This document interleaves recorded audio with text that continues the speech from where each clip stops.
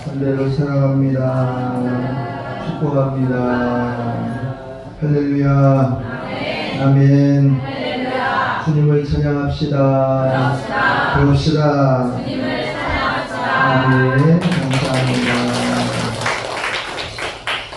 지난주에 설교의 제목이 우리의 생각을 바꿔봅시다 였습니다. 오늘은 우리의 말을 바꿔봅시다 입니다. 시리즈로 이렇게 준비를 해봤습니다. 하나님은 예쁜 말을 잘하는 사람을 좋아하고 세상 사람들도 그와 같을 거라는 생각을 갖습니다. 오늘 창세기 1장의 본문의 말씀을 우리가 보았습니다. 하나님은 태초에 말씀으로 세상을 창조하셨습니다. 그리고 말씀으로 홍수 심판을 내려서 세상을 정화시키기도 하셨습니다. 창세기 3장의 말씀에 보니까 하나님의 형상대로 사람을 지었다라고도 말씀하셨습니다. 이 말씀의 권세가 우리에게 임하였다라는 거예요.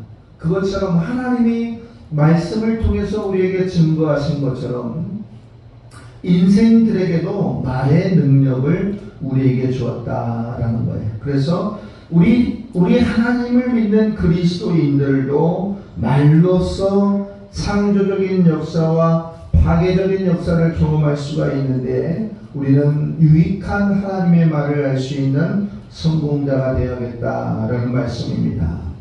하루에 얼마나 많은 말을 하는가? 이 학자들이 통계를 내보니까 남자는 하루에 25,000 단어를 사용하고 여성들은 약 3만 단어를 사용해서 말을 한다고 합니다.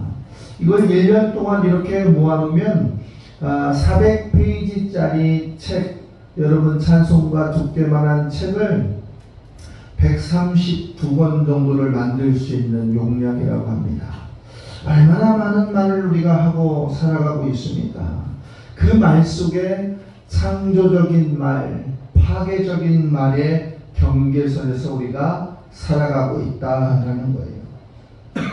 즉 다시 말하면 말을 어떻게 하느냐에 따라서 그 사람의 생각과 믿음과 꿈의 결과가 달라진다 그랬어요.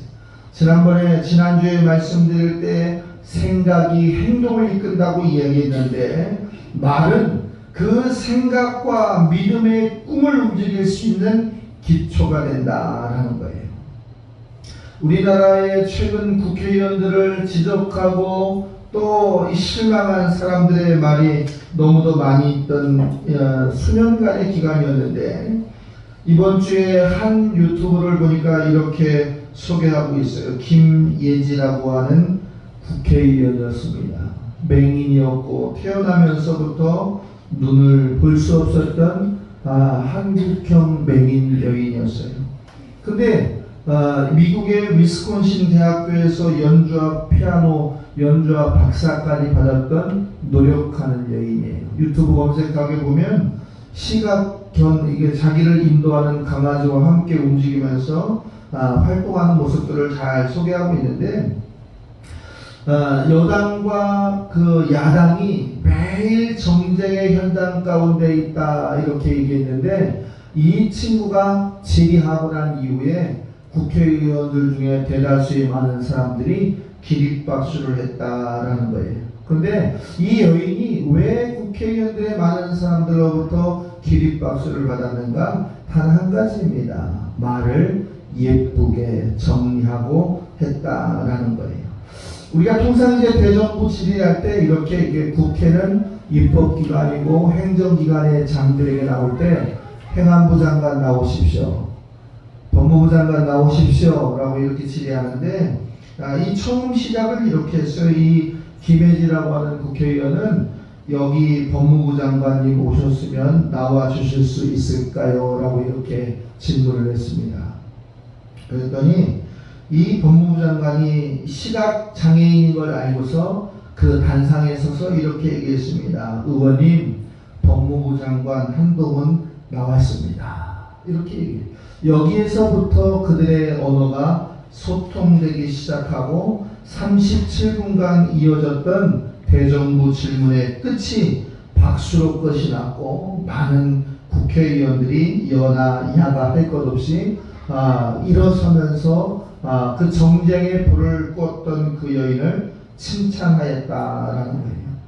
오늘 우리는 작은 말 한마디가 우리의 삶의 행동을 지배하고 방향을 바꾼다라고 하는 것을 반드시 기억해야 합니다. 야고보서 3장 4절의 말씀에 보면 배를 보라, 그렇게 크고 광풍에 밀려가는 것을 누가 움직이느냐? 지극히 작은 키로서 사공의 뜻대로 움직인다 그랬어요.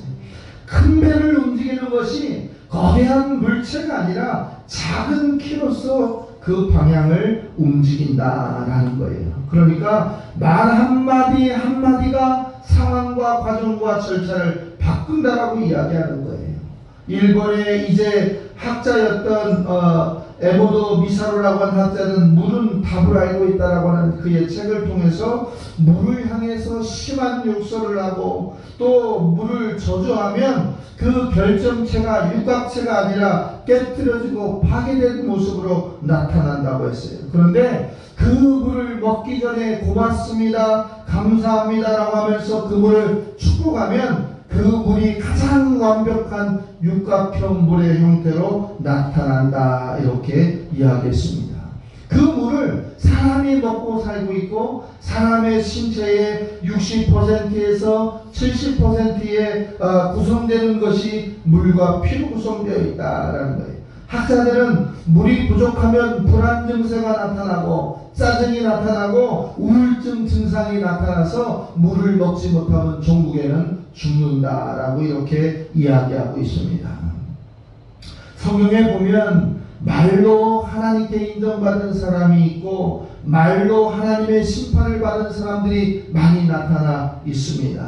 마태복음 8장에 보면 백부장이라고 하는 한 로마의 장교가 소개되고 있어요.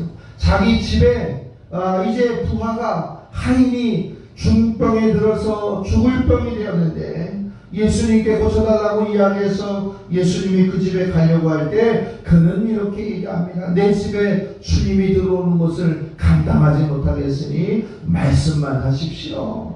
반드시 이 종이 나을 것입니다. 예수님은 그를 보고 이스라엘 중에 이와 같은 믿음을 가진 자가 없다라고 하면서 그의 종이 나음을 받은 것을 우리는 성경 이제 마태복음 8장을 통해서 기억할 수 있습니다. 반면에 말을 잘못해서 하나님의 심판을 받은 사람들이 있습니다. 민수기 13장 14장의 말씀에 보면 이제 가데스바니아 지역의 일대를 순찰하고 돌아왔던 정탐꾼들이 이렇게 이야기합니다. 이 가나안 땅은 우리가 들어갈 수가 없습니다. 우리는 메뚜기와 같습니다. 우리는 이제 이 좋은 땅에 이 사람들과 우리가 싸워서 이길 수가 없습니다. 그 얘기를 보고했던 12명 중에 10명의 이야기를 들었던 많은 백성들이 분노하고 흔들리고 그리고 갈등하면서 이야기하기를 차라리 애굽에서 죽게 냅두지 왜 여기까지 광야까지 우리를 데리고 나와서 죽게 하는가. 모세와 하나님을 원망했습니다. 민수기 14장 28절에 보니까 하나님은 이렇게 말씀하셨어요. 너희의 말이 내 귀에 들린 대로 내가 너희에게 행할 것이다. 결국 이 10명의 정탐꾼을 포함한 불순하고 원망하고 갈등을 비쳤던 모든 사람들은 가나안 땅에서 입성하지 못하고 광야에 죽은 이제 사멸한 자들로 소개되고 있습니다. 사랑하는 성도 여러분, 언어의 부정적인 능력을 과소평가하면 안 됩니다. 하나님의 사람들의 언어는 더욱더 그렇습니다. 하나님께서는 부정적인 언어를 즐겨하시지 않고 기뻐하시지 않고 우리에게 절제의 이야기를 소개하고 있습니다. 누가복음 1장의 말씀에 보면 세례 요한의 아버지였던 대제사장 사가랴가 소개되고 있는데 사가랴가 어떻게 불평적인 요구를 했느냐. 세성소에서 예배를 집례하고 있는 사가랴에게 천사가 나타나서 이야기합니다. 내 아내 엘리사벳이 아들을 낳을 것이라. 그의 이름을 요한이라고 해라 라고 할 때 사가랴는 부정적인 언어를 사용했어요. 뭐라고 사용했냐면 내가 이미 늙었고 내 아내도 이제 생명을 퇴출할 수가 없는데 그게 무슨 말입니까? 라고 이렇게 반대의 의견을 놓았습니다. 천사 가브리엘이 그에게 이야기하기를 그의 부정적인 말을 막기 위해서 세례 요한이 출생할 때까지 벙어리가 되게 하였다라는 것이 누가복음 1장에 소개되고 있습니다. 차라리 말을 하지 않는 것이 차라리 우리에게 유익하다. 이스라엘 백성들이 여리고성에 진격할 때 하나님은 여리고성을 하루에 한 바퀴씩 그저 돌아라 라고 이야기했어요. 그리고 그 조건에 뭐가 있냐면 침묵하라 였어요. 아무 말도 하지 말고 하루에 한 바퀴씩 마지막 날 되는 날 7바퀴를 돌아라 이랬어요. 예를 들어서요, 7일 동안에 이스라엘 백성들에게 전투의 준비를 하지 않고 여리고성을 돌라고 이야기하고 침묵을 명령하지 않았다면 얼마나 많은 말들이 그 안에서 쏟아져 나왔겠습니까? 미쳤구나, 답답하다, 왜 이런 일을 하느냐, 이게 제대로 된 거냐, 정신 차릴 수 있느냐 라고 하는 부정적인 언어들이 얼마나 많이 소개되었을까요? 이 언어의 긍정적인 면과 부정적인 면을 알았던 하나님은 여리고성을 점령할 때에도 그 말을 정지시키고 침묵을 통해서 하나님의 은혜를 간구하게 하였다라는 거예요. 오늘 지난주에 이어서 우리가 생각을 바꾸었다고 한다면 우리의 말을 바꾸어서 인생의 승리자가 되는 결단의 날이 되시기를 주의 이름으로 축복합니다. 어떻게 말을 바꿀 것인가 5가지로 살펴볼 텐데, 첫 번째, 그리스도 안에서 새로운 피조물 된 삶을 살아야 합니다. 오늘 말씀에, 창세기의 말씀에 보면 하나님은 아담을 통하여서 생육하고 번성하고 충만하고 정복하고 다스리라 라고 하는 5가지 축복을 주었어요. 생육하라, 번성하라, 충만하라, 정복하고 다스리라. 그 복을 무엇을 통해서 주셨냐면 인간의 언어를 통해서 주셨다라는 거예요. 아담을 한번 살펴보겠습니다. 아담 앞에 지나가는 동물들마다 아담이 다 그의 이름을 명명할 때마다 그것이 그들의 이름이 되었습니다. 그리고 하나님은 말씀하시기를 심히 좋았더라, 심히 좋았더라라고 이렇게 소개하고 있어요. 하나님이 이렇게 심히 좋았던 아담의 잠든 모습을 보고 그의 갈비뼈에서 뼈를 빼어서 하와를 창조하실 때 하와를 보고 아담이 내뱉었던 첫 번째 말이 무엇이었냐면 내 뼈 중에 뼈요 살 중에 살이다. 가장 아름다운 사랑의 언어를 통해서 하나님 감사합니다를 외쳤어요. 그런데 얼마 되지 않아서 그 하와가 뱀의 유혹을 통해서 선과 악을 알게 하는 과실의 실과를 먹고 취하며 타락하기 시작했습니다. 이때 그들의 언어도 타락했습니다. 하나님께 아담이 얘기하는 거예요. 당신이 주신 여자 때문에 그 여자로 인해서 내가 그것을 먹게 되었습니다. 뭐예요? 불평의 언어, 원망의 언어를 쏟아부었다라는 거예요. 인간이 감사할 줄 알 때는 건강한 언어를 사용하지만 타락하게 되면 부정적인 언어를 쓰게 돼 있다라는 거예요. 진정한 변화는 그러기 때문에 복음 안에 있을 때 우리의 언어가 건강하다라는 거예요. 그리스도 예수 안에서 새로운 피조물이 될 때 우리의 언어가 건강할 수가 있습니다. 누가복음 6장 45절의 말씀에 보면 선한 사람은 마음에 쌓은 것을 선하게 여겨서 선한 것을 낸다. 악한 자는 그 쌓은 악에서 악을 내나니 이는 마음에 가득한 것을 입으로 말합니다. 우리 안에 예수가 계시면 선하고 아름답고 건강하고 충만한 것을 우리가 되어서 내 속에 있는 더러운 영적인 거짓된 것을 던져버리는 깨끗한 영적인 청소가 있어야 될 줄로 믿습니다. 오늘 내 모습의 언어를 점검해 보십시오. 왜 사탄은 예배당에 오는 날 우리의 마음을 분노케 하고 실족케 하고 근심된 주제를 우리에게 날마다 던져줍니까? 예배자에게 부정적인 언어를 통해서 아담과 하와 같이 하나님과 적대게 하는 방법을 가르쳐주기 위함이 아니겠습니까? 그럴수록 우리는 새로운 피조물의 언어를 사용하면서 하나님 앞에 나아갈 수 있는 믿음의 승리자가 되시기를 주의 이름으로 축복합니다. 두 번째로 보면 성령 충만을 내 속에서 말해야 됩니다. 성령 충만함을 다시 이야기하면 내가 철저하게 내 생각과 판단이 성령의 지배 안에서 움직이고 있다. 성령의 지배를 받은 사람은 성령의 언어의 지배를 함께 받는다. 예수님이 승천하시고 열흘이 지난 어느 날 마가의 다락방에서 열심히 힘을 다하여서 기도하였던 120명의 성도들에게 성령이 임했습니다. 그 집에 급하고 강한 바람 같은 소리가 가득했고 사도행전의 말씀에 보니까 불의 혀같이 갈라지는 것이 온 사람들의 머리 위에 임하였고 그들이 각기 다른 방언을 시작하면서 하나님을 찬양하고 능력받기를 즐겨하였다라는 거예요. 하나님의 사람들은 성령 충만함을 통해서 그의 언어를 대변하고 있습니다.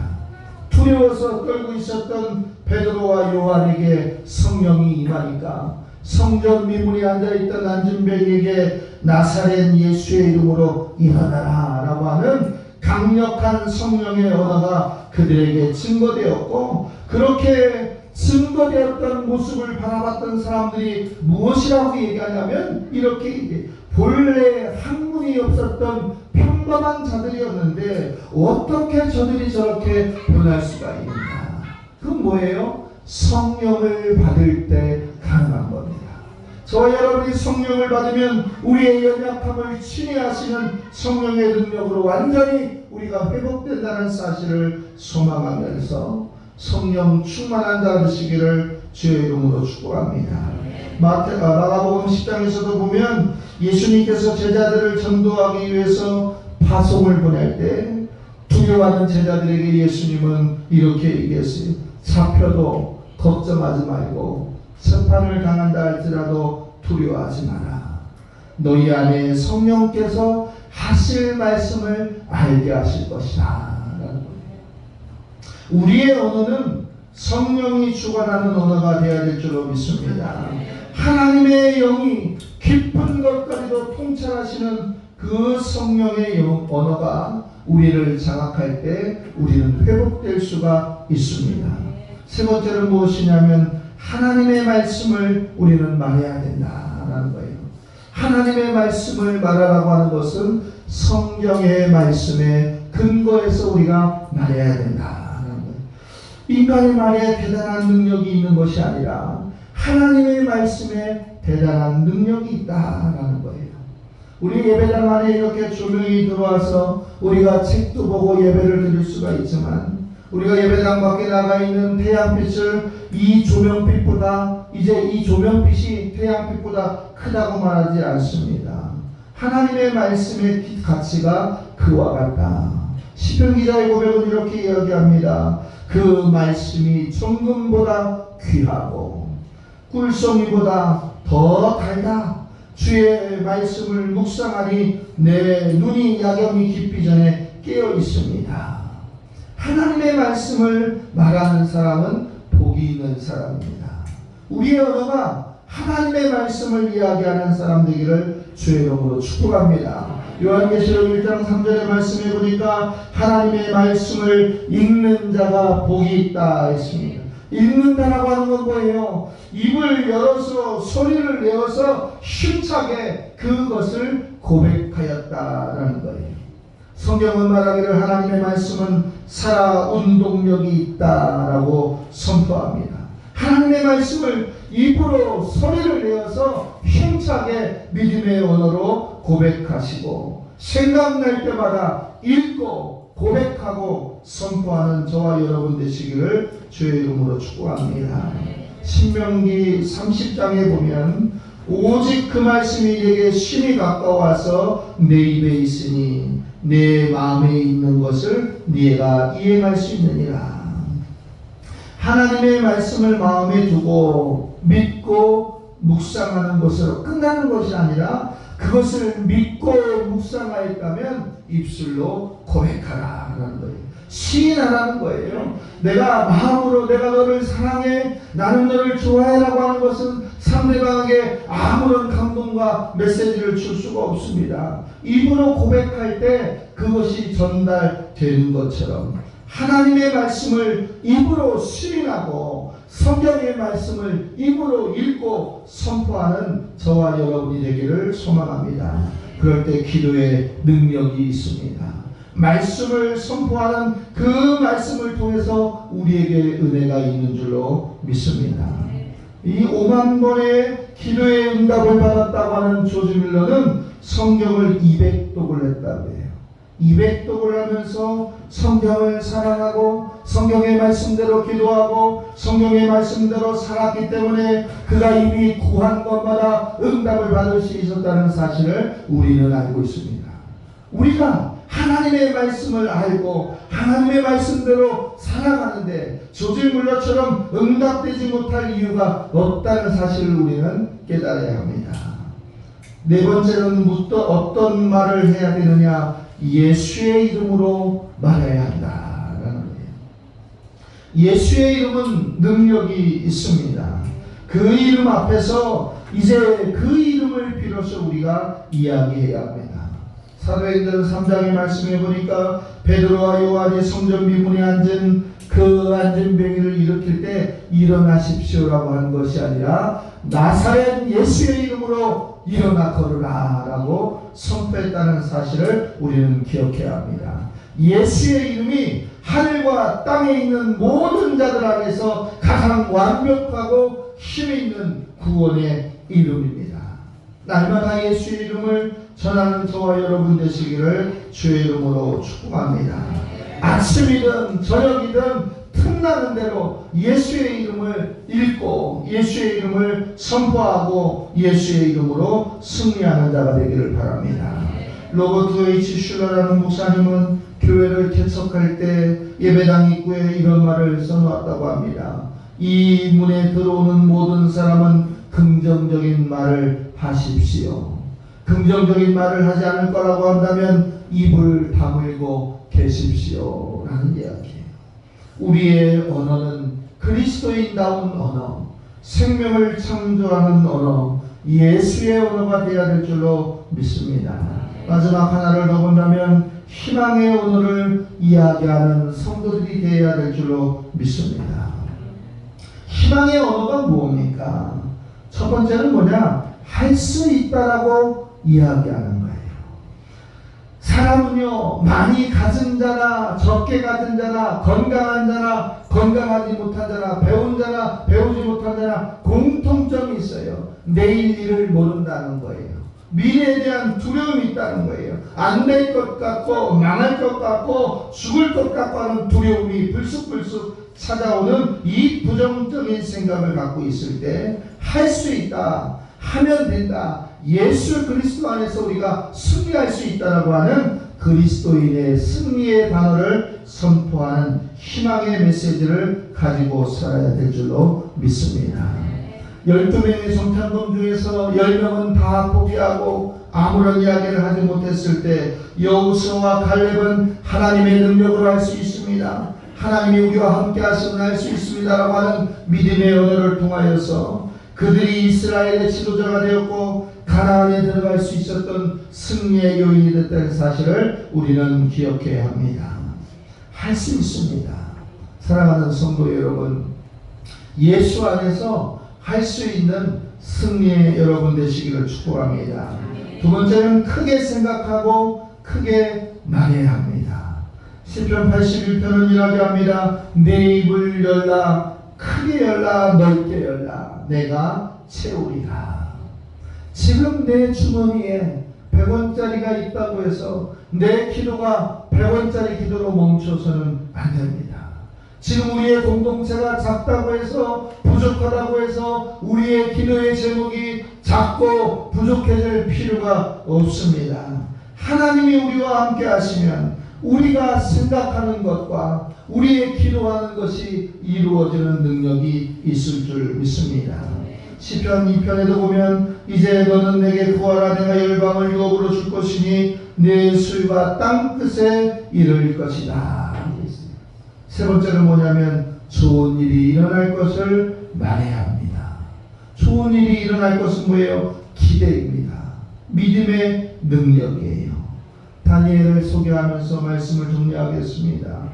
이 다니엘은 사드락과 메삭과 아벳노고라고 하는 믿음의 친구들과 함께 포로된 자로서 느부갓네살 왕의 관찰과 동행자들이었습니다. 이 느부갓네살 왕이 바벨론 지역의 평지에 30m나 되는 큰 엄청난 금신상을 놓고 그에게 절하라 할 때 그들의 신앙의 고백이 전능하신 하나님 외에 내가 경배할 수 없다고 하는 믿음의 능력이었어요. 느부갓네살 왕은 그들을 너무도 사랑했기 때문에 다시 한번 기회를 줬습니다. 그러나 그 왕에도 순종하지 않으면 너희가 풀무불에 타서 죽을 것이다 라고 이야기했어요. 그때 다니엘 3장에 나오는 그들의 고백은 이렇습니다. 우리가 이 일에 대하여 대답할 필요가 없습니다. 그럴 것이면 왕이여 우리가 숨기는 우리의 하나님이 우리를 극렬히 타는 풀무 가운데서 능히 건져내겠고 왕의 손에서도 건져내실 겁니다. 사랑하는 성도 여러분, 타락한 세상 가운데서 부정적인 사람들이 많다고 해서 우리의 생각과 우리의 말이 부정적으로 바뀌어서는 안 됩니다. 성도는 예수 안에서 새로운 피조물로 날마다 태어나야 될 줄로 믿습니다. 성령의 충만함을 통해서 날마다 회복되어야 될 줄로 믿습니다. 하나님의 말씀을 선포하며 하나님의 말씀만을 말하며 구별되기를 바랍니다. 회복하고 축복할 때 나사렛 예수의 이름으로 승리하고 예수의 영을 가진 자는 반드시 희망의 언어를 사용해야 될 줄로 믿습니다. 우리의 생각, 우리의 언어가 바뀌면 인생이 바뀝니다. 인생의 승리자가 되시는 주님과 함께 저와 여러분이 승리하는 한 주간 되시기를 주의 이름으로 축복합니다. 기도하겠습니다.